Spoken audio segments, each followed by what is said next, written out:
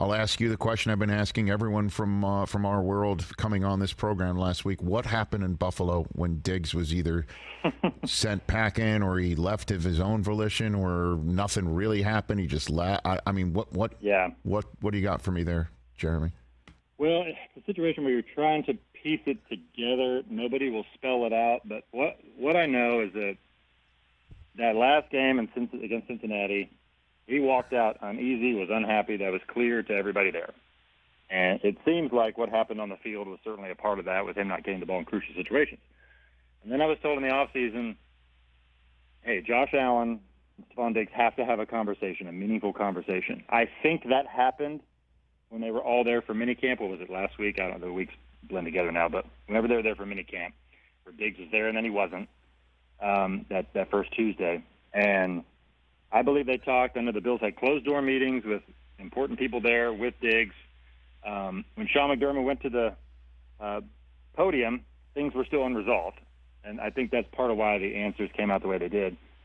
And I was told pretty adamantly, though, that Diggs would not have been there for that minicamp practice on the field had he not felt they were in a little bit better of a place than they were before that Tuesday. So I do sense that things were positive, and I'm told the Bills fully expect him for training camp. Like, they don't necessarily expect any sort of funny business here.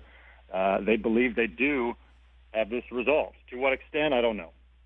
I'll be honest with you, Jeremy. I'm a little bit flabbergasted that again, piecing it all together from what you said, our friend Robert Griffin III last week, and everyone else who's come on this program, piecing it all together, it does appear that whatever happened in that playoff game against Cincinnati, the conversation required to put it to bed between Diggs and Allen sat undiscussed for months.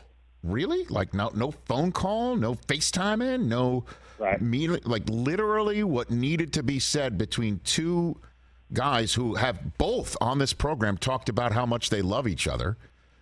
Yeah. It went months without being resolved? For real? Well, what I don't know is whether they had any sort of contact this offseason. I don't know that for sure. Right. That was the sentiment that I kept hearing. It's like, hey, these two just need to get in a room and talk. Because in the offseason, they were away, and Diggs wasn't at OTA. So if they talked, it was over the phone, text message, and I'm not privy to that. But there was a feeling like, okay, hey, when minicamp comes, these two need to get together. That was for sure.